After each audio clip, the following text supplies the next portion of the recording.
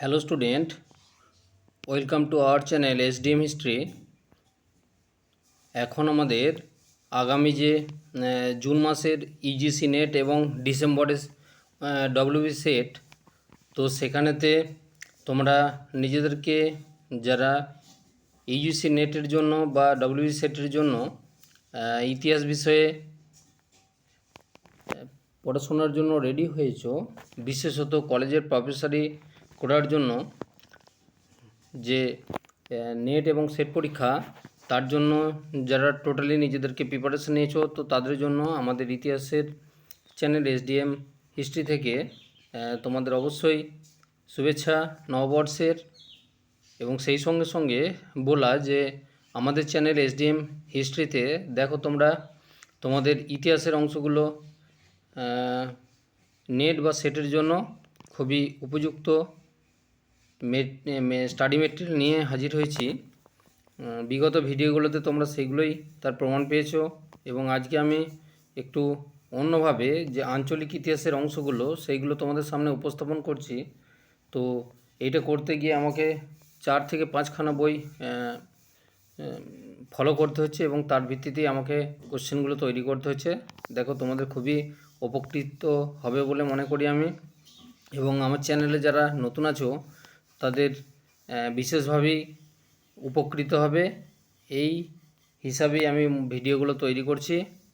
যদি তোমরা আমার চ্যানেলে নিয়মিত শ্রোতা হয়ে থাকো, দেখো তোমাদের খুবই ভালো লাগবে। তো যাই হোক, আজকের প্রথম প্রশ্ন দেখো, হর্ষবর্ধনের পরবর্তী উত্তর ভারতের ইতিহাস সম্পর্কে আমি আলোচনা করছি আজকে, যেটা আমাদের নেট এবং সেটের পক্ষে ডব্লিউবি সেট এবং নেটের যারা জুন মাস পরীক্ষা দিচ্ছ এবং ডিসেম্বরে দিবে তাদের জন্য বিশেষভাবে উপকৃত। তো আজকের প্রথম প্রশ্ন, হর্ষবর্ধনের পরবর্তীকালে কনৌজের সিংহাসনে কে বসেছিলেন? এর উত্তর হলো অবশ্যই অর্জুন, যিনি ছিলেন হর্ষবর্ধনের মন্ত্রী। পরের প্রশ্ন, নাগবংশ যেটা কাশ্মীরে গড়ে উঠেছিল, তার প্রথম প্রশ্ন হচ্ছে কাশ্মীরকে মৌর্য সাম্রাজ্যভুক্তের অন্তর্ভুক্ত করেছিলেন অন্তর্ভুক্ত করেছিলেন কে? সম্রাট অশোক। পরের প্রশ্ন, কে কাশ্মীরকে কুষাণ সাম্রাজ্যের অন্তর্ভুক্ত করেছিলেন? কুষাণ সম্রাট প্রথম কনিষ্ক। পরের প্রশ্ন, কোন গ্রন্থ থেকে প্রথম কাশ্মীরের ইতিহাসের কথা আমরা জানতে পারি? এর উত্তর হলো রাজতরঙ্গিনী গ্রন্থ থেকে, যদিও এটি সংস্কৃতে রচিত হয়েছিল। ভারতীয় ইতিহাসের প্রথম ঐতিহাসিক গ্রন্থ, এটা ভেরি ভেরি ইম্পর্টেন্ট একটা প্রশ্ন। তো আমাদের চাকরির পরীক্ষাতে সবসময় এটা থাকে যে ভারতের ইতিহাসের প্রথম ঐতিহাসিক গ্রন্থ কোনটি? উত্তর হচ্ছে রাজতরঙ্গিনী। কেমন? এবং যেটিতে কাশ্মীরের ইতিহাসের কথা প্রথম উল্লিখিত হয়েছে দ্বাদশ শতকের শেষের দিকে। পরের প্রশ্ন, রাজতরঙ্গিনী গ্রন্থের রচয়িতাকে? উত্তর হলো কলহন। পরের প্রশ্ন, কাশ্মীরের প্রথম রাজবংশের নাম কি ছিল? এর উত্তর হলো নাগবংশ। তো মতান্তরে নাগবংশ ছাড়াও অপর একটি বংশ প্রতিষ্ঠিত হয়েছিল, যেটা আমি পরে বলছি, গোনন্দ বংশ। তো আসছি একটু পরে, তোমরা বুঝতে পারবে। তাহলে কাশ্মীরের প্রথম বংশের নাম হচ্ছে নাগবংশ। কেমন? মতান্তরে গোনন্দ বংশ। পরের প্রশ্ন, কাশ্মীরের প্রথম কে নাগবংশ প্রতিষ্ঠা করেছিলেন? এর উত্তর হলো দুর্লভবর্ধন কাশ্মীরের নাগবংশ প্রতিষ্ঠা করেছিলেন। পরের প্রশ্ন, কখন কাশ্মীরের নাগবংশ প্রথম প্রতিষ্ঠিত হয়েছিল? এর উত্তর হলো খ্রিস্টীয় 7ম শতকে। খ্রিস্টীয় 6ষ্ঠ শতকে যখন তৃতীয় নগরায়ণ হয়, তার পরবর্তী পর্যায়ে 7ম শতকে কাশ্মীরের নাগবংশ প্রতিষ্ঠিত হয়েছিল। পরের প্রশ্ন, দুর্লভ বংশের পূর্ববর্তী কাশ্মীরের রাজবংশের নাম কি ছিল? উত্তর গোনন্দ বংশ। পরের প্রশ্ন, গোনন্দ বংশের শেষ রাজা কে ছিলেন? এর উত্তর হলো রাজা বালাদিত্য। পরের প্রশ্ন, রাজা বালাদিত্যের জামাই কে ছিলেন? এর উত্তর হলো দুর্লভবর্ধন। পরের প্রশ্ন, চীনা পরিব্রাজক হিনসাং কার রাজত্বকালে কাশ্মীর পরিভ্রমণে এসেছিলেন? ভেরি ভেরি ইম্পর্ট্যান্ট এই প্রশ্নটা। দেখো, বিশেষ করে সেটের জন্য এবং নেটের জন্য যারা প্রিপারেশন নিচ্ছো তাদের এই প্রশ্নটা বিশেষভাবে মনে রাখতে হবে। কেমন? কারণ চীনা পরিব্রাজক হিনসাং যেমন মগধে ছিলেন বা দক্ষিণ ভারতের বেশ কিছু অঞ্চল এবং পূর্ব ভারতে ঘুরেছিলেন, ঠিক সেই রকমভাবে তিনি কাশ্মীরেও এসেছিলেন। তো সেই কাশ্মীরে কার রাজত্বকালে তিনি এসেছিলেন? এর উত্তর হলো দুর্লভবর্ধনের সময়কালে, যিনি ছিলেন নাগবংশের একজন রাজা। পরের প্রশ্ন, নাগবংশের প্রথম শক্তিশালী রাজা কে ছিলেন? এর উত্তর হচ্ছে দ্বিতীয় প্রতাপাদিত্য।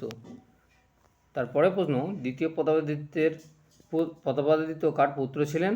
এর উত্তর হচ্ছে দুর্লভবর্ধনের পুত্র ছিলেন। পরে প্রশ্ন, কাশ্মীরের প্রতাপপুর নগর, খুব গুরুত্বপূর্ণ এই প্রশ্নটি, কাশ্মীরের প্রতাপপুর নগর কে প্রতিষ্ঠা করেছিলেন? উত্তর দ্বিতীয় প্রতাপাদিত্য। এই প্রতাপাদিত্য তার নামের সঙ্গে সঙ্গতি রেখে প্রতাপপুর নগরটি নির্মাণ করেছিলেন। পরে প্রশ্ন, নাগবংশের শ্রেষ্ঠ রাজা কে ছিলেন? এর উত্তর হচ্ছে চন্দ্রাপীর ললিতাদিত্য। কেমন? পরে প্রশ্ন, চন্দ্রাপীর ললিতাদিত্য কার পুত্র ছিলেন? উত্তর দ্বিতীয় প্রতাপাদিত্যের পুত্র ছিলেন। পরে প্রশ্ন, চন্দ্রাপীর কবে কাশ্মীরের সিংহাসনে বসেছিলেন? এর উত্তর হলো 712 খ্রিস্টাব্দে। তো 712 খ্রিস্টাব্দে কেন বিখ্যাত একটু মনে রাখো, মোহাম্মদ বিন কাসেম সিন্ধু আক্রমণ করেছিলেন এই সময়কালেই। কেমন? পরে প্রশ্ন, কাশ্মীরের বিখ্যাত মার্তণ্ড মন্দির, এটাও আমাদের সেটে পড়ে, ডব্লিউবি সেটে। তো মার্তণ্ড মন্দির কে নির্মাণ করেছিলেন? না, এর উত্তর হলো মুক্তাপীর ললিতাদিত্য। পরে প্রশ্ন, কাশ্মীরে নাগবংশের শেষ শক্তিশালী রাজা কে ছিলেন? এর উত্তর হলো জয়পীর ললিতাদিত্য। এরপরে আসছি ওই হর্ষ পরবর্তীকালে যে কাশ্মীর, সেখানেতে আর যে বংশ ছিল সেটার নাম হচ্ছে উৎপল বংশ। তো এই উৎপল বংশ সম্পর্কে এরপরে আলোচনা হচ্ছে। তো কাশ্মীরে উৎপল বংশ কবে প্রতিষ্ঠিত হয়েছিল? উত্তর খ্রিস্টীয় 9ম শতাব্দীর মধ্যভাগে। কেমন? পরে প্রশ্ন, কাশ্মীরে উৎপল বংশের প্রতিষ্ঠাতা কে ছিলেন? এর উত্তর হচ্ছে অবন্তী বর্মন, যার সময়কাল ছিল 855 থেকে 883 খ্রিস্টাব্দ পর্যন্ত তিনি রাজত্ব করেছিলেন কাশ্মীরে। পরে প্রশ্ন, কাশ্মীরে অবন্তিপুরম বা অবন্তিপুর নগর কে প্রতিষ্ঠা করেছিলেন? এর উত্তর হচ্ছে রাজা অবন্তী বর্মন। পরে প্রশ্ন, অবন্তী বর্মনের পরবর্তী বংশধর কারা ছিলেন? এর উত্তর শঙ্কর বর্মন, গোপাল বর্মন ও পার্থ বর্মন। কেমন? পরে প্রশ্ন, পার্থ বর্মনের সময়কালে কাশ্মীরে কারা শাসন ক্ষমতা দখল করে নিয়েছিল? এর উত্তর তন্ত্রী নামক প্রাসাদের রক্ষীরা। অ্যাকচুয়ালি প্রাসাদ রক্ষী ছিল রাজপ্রাসাদের বা সরকারি প্রশাসনের একটা অংশ, যারা ছিলেন রক্ষী, মানে প্রাসাদের গেটের সামনের দিকে তারা রক্ষার জন্য দায়িত্বে ছিলেন। তো পার্থ বর্মন এত অলস এবং দুর্বল ছিলেন যে তার প্রাসাদ রক্ষী ছিলেন তন্ত্রী নামক যে প্রাসাদ রক্ষীরা, তারাই কী করেছিল, পার্থ বর্মনের কী বলবো দুর্বলতার সুযোগ নিয়ে সকল শাসন ক্ষমতা দখল করে নিয়েছিলেন কাশ্মীরে। পরে প্রশ্ন, উন্মাদ অবন্তী নামে কে পরিচিত ছিলেন? এর উত্তর হচ্ছে দ্বিতীয় অবন্তী বর্মন। তিনি ছিলেন খুবই উচ্ছৃঙ্খল প্রকৃতির, সেই জন্য তাকে উন্মাদ অবন্তী বা পাগল অবন্তী বলা হতো। পরে প্রশ্ন, উৎপল বংশের শেষ শাসক কে ছিলেন? এর উত্তর হচ্ছে রাজা অভিমন্যু। পরে প্রশ্ন, রাজা অভিমন্যুর সময়ে প্রকৃত শাসক কে ছিলেন? এর উত্তর হলো রাজমাতা দিদ্যা। এই দিদ্যা সম্পর্কে আমি আগেতে অবজেক্টিভ প্রশ্ন আকারে অনেকগুলোই দিয়েছি, তোমরা দেখে থাকবে, এবং তবুও বলে দিচ্ছি, এই দিদ্যা ছিলেন কাশ্মীরে একজন ক্ষমতাশালী শাসিকা, যিনি এই রাজা অভিমন্যুর সময়ে তার যে দুর্বলতা সেই সুযোগে বা তার অলসতার সুযোগ নিয়ে তিনি সকল রাজক্ষমতা দখল করে নিয়েছিলেন। কেমন? যেমন এই জাহাঙ্গীরের দুর্বলতার সুযোগ নিয়ে বা তার অলসতা বা আরামপ্রিয়তা বা হারেমে থাকার দুর্বলতার সুযোগ নিয়ে নূরজাহান সকল ক্ষমতা দখল করেছিলেন, সেরকম কাশ্মীরে তো ওই রাজমাতা দিদ্যা শাসন ক্ষমতাটা দখল করে নিয়েছিলেন। পরে প্রশ্ন, রাজমাতা দিদ্যা কেমন প্রকৃতির মহিলা ছিলেন? উত্তর, তিনি ছিলেন হিংস্র, খল ও ব্যভিচারিণী। তারপরে প্রশ্ন, রাজমাতা দিদ্যাকে 1003 খ্রিস্টাব্দে কে হত্যা করেছিলেন? এর উত্তর হলো রাজা সংগ্রাম। তো রাজা সংগ্রাম কোন বংশের লোক ছিলেন? এর উত্তর হলো লাহোর বংশের তিনি লোক ছিলেন। পরে প্রশ্ন, কাশ্মীরের লাহোর বংশের প্রতিষ্ঠাতা কে ছিলেন? উত্তর রাজমাতা দিদ্যার আত্মীয় সংগ্রাম রাজ। তিনি দিদ্যাকে হত্যা করে কাশ্মীরে লাহোর বংশ প্রতিষ্ঠা করেছিলেন। অ্যাকচুয়ালি লাহোর জায়গাটি বর্তমানে পাকিস্তান অবস্থিত। তো এই অঞ্চলে যে ওই লাহোর বংশের প্রতিষ্ঠাতা অর্থাৎ এই সংগ্রাম সিংয়ের পূর্বপুরুষরা ওই লাহোর অঞ্চলে বসবাস করতেন এবং তাদের নাম থেকেই লাহোর অঞ্চলের নামকরণ হয়। তো সেই হিসেবে আমরা বলতেই পারি সংগ্রামরাজ যিনি ছিলেন এই দিদ্দাকে হত্যা করে কাশ্মীরে লাহোর বংশ প্রতিষ্ঠা করেছিলেন, তিনি কিন্তু ওই লাহোর থেকেই আগত ব্যক্তি ছিলেন। পরের প্রশ্ন, কাশ্মীরের শেষ শক্তিশালী হিন্দু রাজার নাম কি ছিল? এর উত্তর হলো রাজা জয়সিংহ। পরের প্রশ্ন, কাশ্মীরে প্রথম মুসলিম শাসনের প্রতিষ্ঠা কে করেছিলেন? উত্তর, শাহ মীর নামক একজন মুসলিম শাসক। পরের প্রশ্ন, শাহ মীর কবে কাশ্মীরে মুসলিম শাসনের সূচনা করেছিলেন? এর উত্তর হলো 1399 খ্রিস্টাব্দে। এরপরে আসছি রাজপুত জাতি বা রাজপুত বংশের উত্থানের বেশ কিছু অবজেক্টিভ প্রশ্ন। তো পরের প্রশ্ন, ভারতের ইতিহাসে কোন সময়কে রাজপুত যুগ বলে? উত্তর, 712 খ্রিস্টাব্দ থেকে 1192 খ্রিস্টাব্দ পর্যন্ত সময়। কেন এই সময়টা? না, 712 খ্রিস্টাব্দে মোহাম্মদ বিন কাসেম সিন্ধু জয় করেছিলেন এবং 1192 খ্রিস্টাব্দে তৃতীয় পানিপথের যুদ্ধ হয়েছিল, দ্বিতীয় তোরাইনের যুদ্ধ হয়েছিল 1192 খ্রিস্টাব্দে। তো এই সময়কালটায় রাজপুতরা ভারতের উত্তর পশ্চিম দিকে, বিশেষ করে রাজস্থান, পাঞ্জাব, হরিয়ানা এবং গুজরাটের কিছু অঞ্চলে তাদের কর্তৃত্ব প্রতিষ্ঠা করেছিলেন। পরের প্রশ্ন, বানভট্টের মতে রাজপুত কাদের বলা হতো? তো তিনি একটা বেশ সংজ্ঞা ভালো দিয়েছেন, উচ্চ বংশজাত ক্ষত্রিয় যে ব্যক্তিবর্গ তাদেরকে তিনি রাজপুত হিসাবে প্রতিপন্ন করেছেন। তারা ছিলেন সূর্য বা চন্দ্র বংশজাত। এটাই ছিল বানভট্টের মত। পরের প্রশ্ন, কয়েকটি রাজপুত বংশের নাম করো। এর উত্তর হলো বুন্দেলখণ্ডের চান্দেলগণ, পারমারগণ এবং কচুরিগণ, এরা ছিলেন বুন্দেলখণ্ডের অধিবাসী। আর কনৌজে ছিলেন গাহরওয়ালগণ, দিল্লি এবং আজমিরেতে ছিল চৌহান রাজারা, আর গুজরাটে ছিল চালুক্য রাজারা। এরাই ছিলেন রাজপুত বংশের উত্তরসূরি বা রাজপুত বংশের লোক আর কি। পরের প্রশ্ন, রাজপুত জাতি সম্পর্কে লিখেছেন এমন একজন ঐতিহাসিক কে ছিলেন, বা কোন ঐতিহাসিক রাজপুত জাতির সম্পর্কে লিখেছিলেন? এর উত্তর হচ্ছে ঐতিহাসিক কর্নেল টুয়ার্ড। এটাও কিন্তু আমাদের এসএলএসটিতে এসেছে তো বিগত পরীক্ষাতে। পরের প্রশ্ন, গাহরওয়াল বংশ যেটি ছিল কনৌজে প্রতিষ্ঠিত গাহরওয়াল বংশ। তো কনৌজে গাহরওয়াল শাসনের কে সূচনা করেছিলেন? এর উত্তর হলো চন্দ্রদেব।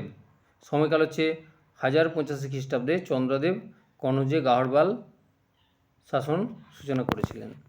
পরের প্রশ্ন, চন্দ্রদেব কাকে পরাজিত করে কনৌজ অধিকার করেন? এর উত্তর হলো রাষ্ট্রকূট রাজা গোপিয়াকে পরাজিত করেছিলেন। পরের প্রশ্ন, গজনী সুলতান মাহমুদ যখন ভারত আক্রমণ করেন তখন কনৌজের শাসক কে ছিলেন? এর উত্তর হলো গাহরওয়াল রাজা মদনচন্দ্র। পরের প্রশ্ন, গাহরওয়াল রাজ মদনচন্দ্রের সঙ্গে গজনীর কোন সুলতানের যুদ্ধ হয়েছিল? এর উত্তর হলো সুলতান মাহমুদের হয়েছিল। পরের প্রশ্ন, গাহরওয়াল বংশের শ্রেষ্ঠ রাজা কে ছিলেন? এর উত্তর হচ্ছে গোবিন্দচন্দ্র। পরের প্রশ্ন, রাজা গোবিন্দচন্দ্রের সুদক্ষ মন্ত্রী কে ছিলেন? এর উত্তর হচ্ছে লক্ষ্মীধারা। এটি কিন্তু খুব গুরুত্বপূর্ণ প্রশ্ন, কারণ রাজা গোবিন্দচন্দ্রের যে সুদক্ষ মন্ত্রী ছিলেন লক্ষ্মীধারা, তিনি বেশ ভালো কাজ করেছিলেন এবং তিনি খুব কবিতা বা কাব্য নাটক গ্রন্থতেও তিনি পারদর্শী ছিলেন। পরের প্রশ্ন, রাজা গোবিন্দচন্দ্রের মন্ত্রী লক্ষ্মীধারা কোন বিখ্যাত গ্রন্থটি রচনা করেছিলেন? এর উত্তর হলো কীর্তি কল্পতরু, যেখানে রাজকার্যের সঙ্গে সঙ্গে সামাজিক ও অর্থনৈতিক প্রশাসনিক তথ্যগুলো উপস্থাপিত করেছিলেন। পরের প্রশ্ন, মোহাম্মদ ঘুরির সঙ্গে কোন গাহরওয়াল রাজার যুদ্ধ হয়েছিল? এর উত্তর হচ্ছে রাজা জয়চন্দ্রের হয়েছিল। পরের প্রশ্ন, এবং ভেরি ভেরি ইম্পর্টেন্ট এই প্রশ্নটা, চান্দোয়ারার যুদ্ধ কাদের মধ্যে হয়েছিল? এর উত্তর কনৌজের শাসক জয়চন্দ্রের সঙ্গে মোহাম্মদ ঘুরির হয়েছিল। যুদ্ধে জয়চন্দ্র পরাজিত হয়েছিলেন। পরের প্রশ্ন, রাজা জয়চন্দ্রের সভাসদ শ্রীহর্ষের লেখা একটি বিখ্যাত গ্রন্থের নাম করো। তো রাজা হয়ে গেছে, এটা রাজা হবে। তো এর উত্তর হলো নিষাদ চরিত। তাহলে জয়চন্দ্রের সভাসদ বা সভাকবি ছিলেন শ্রীহর্ষ এবং তার লেখক একটি বিখ্যাত গ্রন্থ হচ্ছে নিষাদ চরিত। পরের প্রশ্ন এবং শেষ প্রশ্ন আজকের। তো রাজা জয়চন্দ্রের কন্যা কে ছিলেন যাকে চৌহান রাজ পৃথ্বীরাজ চৌহান বিবাহ করেছিলেন? এটা তোমাদের ইতিহাসের ছাত্রদের অবশ্যই জানা ভালো, কারণ উত্তরটি হলো সংযুক্তাকে। কেমন? তো আজ এই পর্যন্ত। দেখো এই যে ভিডিওগুলো করা হচ্ছে এগুলো কিন্তু ইউনিক অংশ, কারণ এগুলো দেখো আমাদের সচরাচর এসএলএসটি বা যে কোনো নর্মাল যে খুব হালকা যে অংশ সেইখান থেকে এগুলো নয়, এগুলো হচ্ছে খুব ডিপলি তোমাদের পড়াশোনার মধ্যে, বিশেষ করে নেট এবং সেটের জন্য বা ইউপিএসসি বা ডব্লিউবিসিএসের জন্য এগুলো খুব বিশেষভাবে মানে খুব ডিপলি প্রশ্ন হয়, অথচ সহজ। সেই জন্য তোমাদেরকে এগুলো পড়তে হবে এবং জানতে হবে। যারা নেট এবং সেট ক্র্যাক করতে চাও তাদের কিন্তু অবশ্যই এরকম ডিপলি বা কঠিন কঠিন কোশ্চেনগুলো সহজভাবে তোমাদেরকে পড়তে হবে, তাহলেই তোমরা তোমাদের যে লক্ষ্য সেই লক্ষ্যে তোমরা পৌঁছতে পারবে। যাই হোক, আজ এই পর্যন্ত। এর পরের দিন আমি পরবর্তী অংশ নিয়ে হাজির হব। ততক্ষণ তোমরা দেখতে থাকো। আজ টাটা।